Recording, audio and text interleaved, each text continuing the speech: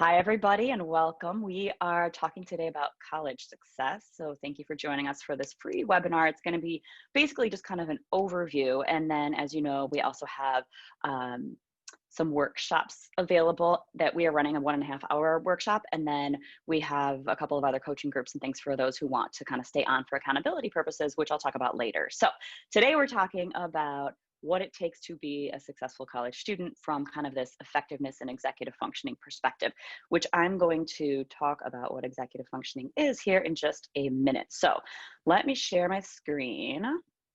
We're going to go with just my window, and let me get everybody up where I need them. And then I'm going to jump right in. So I like to call it college like a pro, although there's nothing real professional about what we're doing. It's very pragmatic, kind of down and dirty, realistic. If you have questions while I am talking, you can throw it into the chat. I'm going to try and keep tabs on that. Okay. So we're doing just a quick overview. So a lot of the pieces that I show, you may not be able to read everything that's on the screen, but I want to kind of review. This is realistic, practical, actionable steps that you can take to be successful. It's really for us about figuring out how to figure it out. It was about this before COVID and e-learning, and most of the schools now, we were just talking, are kind of shut down and everyone's virtual. But even before that, so much of being successful in college is figuring out how to figure things out. And more kids than you would realize struggle in some way or another and don't even understand or recognize that there are certain little tweaks that they can make that'll make everything a lot easier and less stressful for them. So we are talking independence, ownership, accountability. College is tough because there's a lack of structure in the schedule. There's a lot of freedom and flexibility. For most of us, we do better with structure. We do better with hard deadlines. We do better with natural consequences. And college is very loose. And so it makes it difficult sometimes to motivate, and we can become easily overwhelmed. So we will be talking really quickly today, and then more at length in our future workshops, about learning how to learn and learning how to study effectively. So those of you who are watching who have worked with us before, you kind of know there's just some tricks of the trade that we like to share that just make it easier to process the information, so you're actually understanding it and applying it better on your assignments and your assessments. I have a note on here about teachers. I still have one about parents, even though it's college. Teachers, here's the story, especially in college. You're going to get ones who are phenomenal at communicating and explaining things in a way that works for you. Unfortunately, you're also going to get teachers who don't communicate in a way that works for you, or you feel don't teach in a way that is understandable. So that's why we need to figure out what can be done about it right away before we get too far, dig ourselves too far into a hole. Parents, okay, so I'd like to say most of you are kind of away for college, but a lot of you either are local by choice or not by choice because of the circumstances. So with parents, of course, we want them out at this point. Even in high school, we want to have them pull back. But if you need them to help keep you accountable, if you need an accountability buddy, a sibling, a friend, whoever it might be to kind of set deadlines and benchmarks with, don't hesitate to use them. We don't use them in the same way as we did in high school, like, hey, mom, take my phone or ground me if I really need to get stuff done. But we can still refer to our parents and say, hey, check back in with me later to make sure I got my rough draft done. Everyone needs accountability, even adults. So don't hesitate. We have been doing this for many years with students from all levels and all types of schools. And so what I'm sharing now, let me see if I can throw this into presentation mode, get my screens back up. Okay, so let me go back here. There we go. Okay. So some keynotes about college. I want to talk about lack of preparation for change in structure. That's what a lot of students express. They weren't fully prepared for this change from very rigid structured high school to a really loose schedule in college. There isn't as much accountability, which we just touched on. There are a lot of long-term deadlines, kind of that daily homework assignment and checkpoint goes away. And then we really, really want to talk about efficient and effective study techniques. We have a lot more content to cover generally in college in a shorter period of time. And then that self-management and self-regulation piece is critical. So I had put this together. It's in a blog if you want to check it on our website. There's a downloadable infographic, but I took some screenshots here. This is a theme that we're going to follow for today. So there's 5 kind of key pieces that you want to make sure to create when you are getting ready or trying to be successful in college. So the first thing is print it, see it, check it off. The more you can actually see in front of you, a lot of our college kids like to have it visual. So post it up on the wall, get a giant piece of paper, print out the assignment sheets, which we'll talk about. Having a visual process, again, see it, but then have processes and plans, which we're going to talk about today.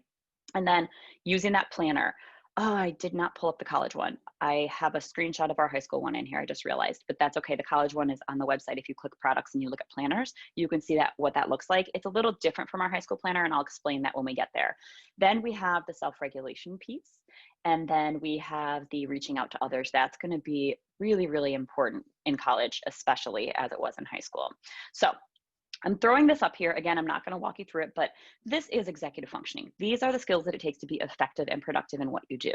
And so we all need to find ways to think and process information, to activate, get ready, start doing a task, to actually do the task, and then to make adjustments when it either does or doesn't go the way that we planned. So take a look at that. It's also on my website under Executive Functions 101. You can download that infographic. And that's a great thing to just print and have a discussion, either with parents if you want to have conversations about getting ready for college, or just to look at for yourself and kind of highlight the areas that you feel like you're stronger in and look at the ones where you feel like you might need some work, and then start to pay attention to strategies that will work there for those areas. So I do have, when we do our workshop, I do have a couple checklists that I ask students to create before they head to school. If you're watching this after you're there, you can still do these things.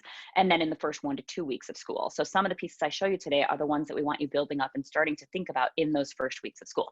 This is a snapshot of an actual college student with his complete kind of success package that we created. And it's all those pieces that we're going to talk about here, which is a way to organize information, a daily, weekly routine, a solid planner, and then kind of some self-regulation plans. So, and then you can see kind of up, I'm not sure if you can see my pointer, but up on the right, the before leaving for school and the first 1 to 2 weeks checklist. And that was it.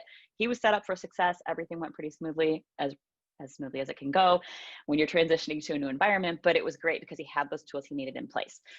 One thing I'm going to touch on here, I'm just throwing a few things kind of unique, I shouldn't say unique to college, but things that I just are very simple changes that you can make. Make sure that your Google Drive or computer files are set up in a way that makes sense for you. I know a lot of us are in a hurry all the time and we're just kind of saving files. We're not naming them appropriately. And it's, oh, document 2, document 3, document 4. When it is worth slowing down and taking that extra half a second to name it and then file it appropriately. So you can kind of see we had set up sophomore classes, and then each folder would then, like history, would be broken down into notes, rough drafts, papers, assignments, whatever it might be. Get those files organized and get them labeled specifically, because you never know when you're going to need to look back. And I know that's one of the biggest issues for students, and it slows them down and it gets overwhelming when they can't find something that they need. So another piece of organization, a lot of people don't realize that you can do this when you bookmark pages, because everything is virtual now. And even before COVID, everything a lot was being provided online. So we have online portals, different platforms, different teachers are using different platforms. There's a lot of different pieces that you're going to need to access. You can set up folders on your bookmark bar, and then within that folder you can actually set up subfolders, like you can see mine here that's expanded. It's called Trello. I use a Trello board as an organizer, but you can see that you can actually label everything. So you could make a folder for each class and have all the appropriate links for those classes, but it's a really great way to quickly access the information that you need without having to click too many times, which again, the simplest things are what kind of slow kids down. So I'm going to jump into those 5 key areas that we're going to work on. Number 1, this is the part where we said, print it, see it, check it off. I want things visual. This is a little bit time consuming, but extremely worthwhile. And I think you guys can still see me up in that little corner window, but I have kids do this. We either do it in a Google Doc like you see here, or we can do it on giant sheets of paper, which a lot of our students love to use to make study guides or for planning purposes. You can make this chart on a big grid. I want it visual. So if you do it online, print it, put it on the wall, fill it in as you go. When you get those first day syllabi in that first week of class, this is so critical because it's going to really help to keep you organized as to what it's going to take to be successful and what all of the class requirements and policies are. So set up a chart with all your classes over on the left. Get your teacher's info, their office hours down, homework assignments or actual assignments and tests. What platforms are they using? Where do you find the announcements of that? Where do you find your due dates? Is it in the syllabus? Those are also great things to print out. The more you can actually touch and feel and see things, the better. When it's hidden away in different websites and you're not actually seeing it, that's where it becomes a little bit out of sight, out of mind. And then you might not keep tabs on certain things, and sometimes things will fall through the cracks. Then the turn-in process. So different teachers using different platforms sometimes. Are they using Google Classroom? Are they using some other portal? Are they using a different website? Do you need to use turnitin.com? Go through each class and be very specific, making a note to yourself of how to turn in the work. Redo and retake policy, there's probably not a lot of that going on in college, but sometimes there is. So make sure you make a note of it. And then other areas to consider here. Where does your grade come from? So get that up in your face. I know that you can always go back and look at the syllabus, but it's really nice just to see everything and what the breakdown is to keep you focused on where to spend your time and energy. Obviously, you're spending it everywhere, but where do you really want to hone in and make sure that you're checking it and getting feedback from your professors or instructors? You know, it's very important to understand where that grade is coming from. To do well in the class based on what you've learned in those first weeks of school. What's it going to take for you to be successful, and where do you need to focus? Absent policy, again, make sure you're aware of when they're taking attendance, when they're not taking attendance, what happens if you miss something.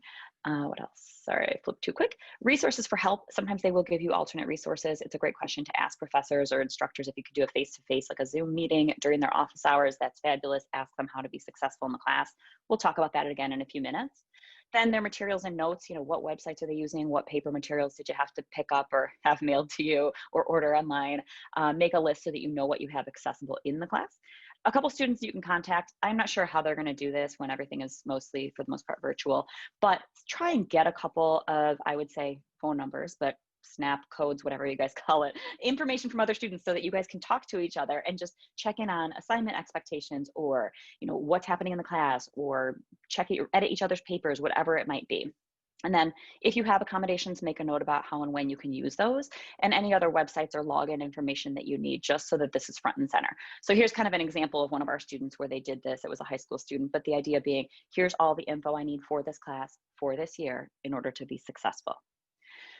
So this is another one. We talk about seeing it and making it concrete. So this piece here, it's a whiteboard on the wall next to me, and it's a really fantastic way, and I have it kind of zoomed in here. Now you can see a lot of the college students, what becomes overwhelming is when I call it swirling. There's just so much information and so many things to do, and maybe you've got it written or scribbled somewhere. Maybe you're just trying to remember it. They do much, much better. This is our number one tip for college kids, to brain dump it, just get it out on paper, and then to break it into steps. So you can see on the personal side over on the right, just having that ongoing list of things that need to get taken care of. You are responsible for a lot of things on your own in college. And then on the left-hand side, this is the biggest one. You can see all those check boxes under econ paper. It kind of got cut off, but it said econ paper. For one paper, these are all the steps that are going to be required. It's not pretty, but the idea being, when you write work on econ paper in your planner and you see work on econ paper, it seems so large and overwhelming, and it can be very frustrating and hard to actually jump in and get started. But when you stop and just take 5 minutes to map out all of the steps it's going to take, it's going to make it much more manageable to just jump in and grab one of those. It's also kind of rewarding to be able to cross it off the list. So we highly recommend taking, you can do it on a giant sheet of paper, a regular sheet of paper, I don't care. Type it in the notes on your computer, whatever works for you. But the idea is break it down and write it out. Get everything out of your head into one place so that you can actually see it, and it makes it so much more manageable. And when I work with college students online, we do a lot of virtual sessions during coaching.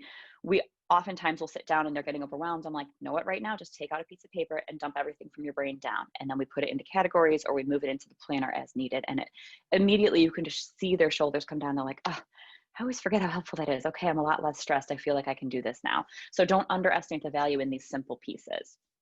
And then this is kind of still under, oh no, actually we're moving into step 2. So we're under visual processes and plans and planning. So Monday through Thursday and the weekends, those are going to look a little bit different.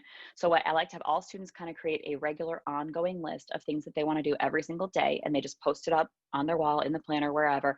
This is what you want to do every day in order to be successful. And then on the right hand side is kind of that weekend regroup. And again, there's 2 different examples up here. I have tons of them.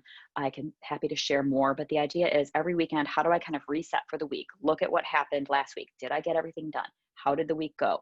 Do I need to update my plans or my notes? And then also looking forward, what's coming up in the next few weeks? Did I break it down and work backwards? What's due? What tests are coming up? So just so that you have in mind something for the weekends and something for the weekdays that's going to keep you on track. When we talk about processes and plans, we're not going into it in depth. I only have 30 minutes here, and you guys know that I could talk for 3 hours or probably 10 about this stuff. But I did want to flash up our class and study plan, because it's a process or a routine that you can use. And so I like to have students create this for every single class. Did I put? Yes, I did. So this is a high school student example again, but the idea is we want to make sure we're starting to think about every single step it's going to take to be successful in this class, and then how to actually study. That study plan is so important, because again, a lot of kids will just write study, study, study in the planner. That can be overwhelming. And then also, what does that really mean? Does it just mean looking over the notes, which is what most people will say they do? Or are you taking actionable steps? Are you highlighting? Are you rewriting the information? Are you creating a study guide? Are you grabbing visuals and video clips to help you understand it better? We have to talk about all the different ways that you can actually work with the information. And so creating a class by class plan is going to be a fantastic way for when you sit down to study to look back at this and go like, oh, okay, now I know exactly what to do. Kind of like that giant whiteboard that I just showed you. You have small manageable steps now that you can take action on. It makes it a lot easier. Okay. So number 3 is the planner. So we want to make sure that we have an effective planner. If I think of it and I have a second at the end, I'll see if I can, I did screen share the Google Chrome. So I can maybe hop out and show you the example for the college one. The college is a little bit different. On the college planner, it's got Sunday at the beginning of the week because that's usually a big work day, and it's got Saturday at the end of the week. And that's kind of really broken down in details by time. So you can block out your times. And then there's only 5 subjects because the majority of college students only take up to 5 classes at a time. And so it makes the boxes a little larger. Even though you're not attending class every day, you still have to-do items that could be done on the days in between. So we use a similar Monday through Friday format when we talk about college planning. There is a little spot at the bottom for you to put extra meetings and activities as usual, and then you can just write in your classes. And this is where we really want you focused on looking ahead. And if you can see here under chapter 4 test at the end on Friday in that top row, it's showing you what's coming up. But then if you look backwards in the previous days, we took all of those tiny study steps and we mapped them out so that you can grab them that day and attack it, as opposed to just seeing the word study and going like, oh, okay, yeah, I'll study later. Oh yeah, I'll just kind of look it over. That is not what we want to have happening. We want to kind of really access and use those study plans we created and then put those steps into the planner. It makes everything much more manageable and you can really see everything that you have on your plate. That was just a student example of a completed planner. So this is another piece. So this is kind of a weekly overview plan. So we have a lot of students, which I think it's over by the wall, but this poster frame, underneath it is a piece of paper that has your master schedule. Where do you need to be? When do you need to be there? We like to see it blocked out. So this is what the typical semester would look like. And then we would want you to have the flexibility each week to kind of write in extra meetings, office hours, things like that, and then kind of block out your time on a weekly basis. And it's a really great way to kind of look at the big picture as opposed to that planner, which we're looking at every tiny detailed piece. So on the right-hand side, or sometimes kids will use this as this to-do list where they can just dump little things to do. And then you see that daily and the weekends over on the far right. And then at the very bottom corner, it's kind of explaining things that you want to consider every kind of Saturday or Sunday as you're looking ahead to your new week, everything you want to fill in. Did you make time to work out? Did you make time to go to office hours? What other pieces need to be built into your week so that you can be successful? So this is just a poster frame, a cheap one from maybe Target that I bought. And a lot of students are picking to use this year, again, because it's visual. You can write on it with a dry or wet erase marker. You can write on it with a Sharpie, and then you would use a dry erase marker to color over it and erase it. Just kind of have to find a thickness of a pen that works well for you. So really great way to keep everything kind of in your face. This is another example from a student who's kind of set up for the year, looking at that big picture overview. She's got all her teacher emails up here listed, kind of again, right up in your face in front of you. And then actually she put up a larger poster size version of the planner and laminated it. So instead of using a paper planner, she's actually kind of mapping out her to-dos and things on the wall. So that brings us into step 4 of our 5 big pieces. And 4 is that self-regulation piece. This is a challenge for all of us, even as adults. We want to make sure that you are set up for success. We all are going to have things that we run into that are challenging. And so I want everyone to start thinking right now, what are the kinds of things that have gotten in your way in the past, or what kind of potential things do you see getting in your way? Maybe even some of what we talked about today, the swirling, the overwhelm, the lack of structure or accountability, difficulty getting started on tasks, hard time focusing. I have a lot of college kids who create plans for wanting to hang out with friends. I know that's going to look a little different this year, but you're still going to probably be doing something social or participating. Sometimes people still in sports and activities. So if you're tempted to do too much of that and not enough studying, what is your plan? So when you create these if-then plans, you want 2 pieces. One, tell yourself what you're going to actually do. What is the action step you can take once you catch yourself in that situation? And step 2, the reminders. That's that little self-talk and self-coaching piece of, holy cow, if I don't do this, in 3 days, I am going to be stressed and freaking out. It's going to feel miserable. So just do it. Like the little self-talk and coaching reminders that's going to kind of help you actually take those action steps to get yourself out of the situation. So self-regulation is super important. Again, I encourage you to use anyone you need for accountability. Don't hesitate to do it. Don't feel like, oh, just because I'm in college now, I have to do everything alone. Find a partner or a friend. It doesn't matter. I have a lot of kids who use their siblings and parents still just as checkpoints like we talked about earlier. So that brings us to step 5. And this is consistent with what we talked about in high school. the initial teacher meeting, and communicating with teachers. I have a lot of students, even into college, who hesitate to bother or reach out to their teachers. You're not bothering them. That is part of their job. They actually enjoy being able to answer questions and help students. So do not hesitate to ask them questions about how to do best in their class. Ask a question about a specific assignment. Ask them to look over something in advance, a paper or a lab, whatever it might be. You can submit it and actually say, can you give me some feedback on this? You just have to give them a few days. You can't do it in the morning and expect it to be returned by later that day for the following due date. So the initial teacher meeting form is great. If you review kind of what's on here, I strongly encourage you to reach out to your instructors and to say, hey, do you have a few minutes, or go to the office hour, schedule a Zoom, however they're working it, and just ask some questions at the outset of the semester. What's the best way to get ready for assessments in your class? How do I do really well? I'd like to do a good job. Do you have any tips? Where should I go and when should I go to get help? How do I know where, I should say? And then there might be additional resources, not just at teachers' office hours. They might have TAs. There might be kind of a departmental or a shared course kind of a availability for someone to help. So ask them that question. Sometimes they'll share additional websites or resources that they forgot to mention in class. And then additional resources, like I mentioned, you can ask them about that and anything else I need to know about you or your class. You would be surprised, or maybe not, as to how much information they're willing to share and give to help you to do well. But if you don't ask those questions, you might be missing out on some of those key pieces.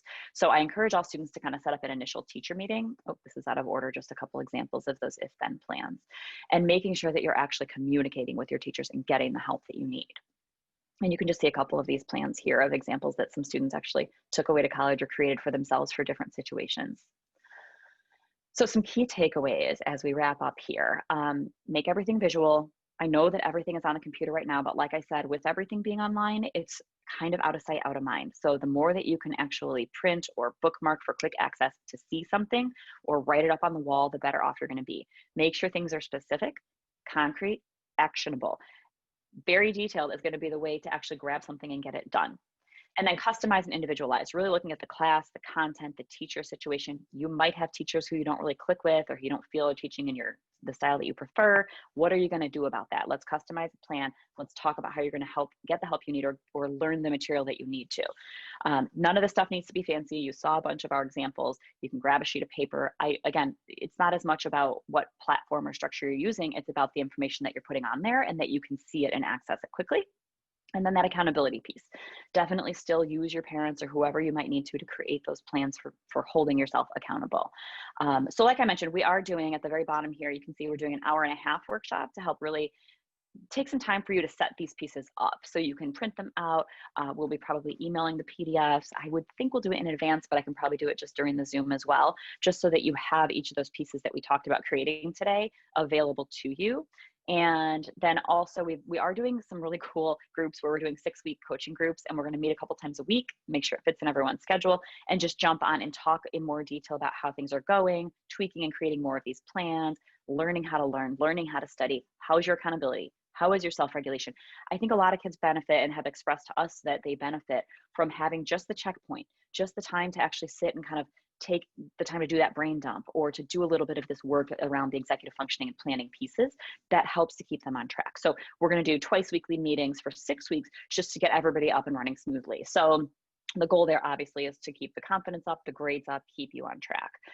We're also doing an accountability check-in program where you can kind of create a habit tracker. You can see that down at the bottom, or a daily routine, and just report to us. It's not in person, it's just an online check-in where you would fill out your spreadsheet, or you would fill out a quick survey each day. Hey, how did it go? Did I get my list done? Did I stay on track with what I wanted to do? Check everything off. It's more helping you keep accountable to yourself.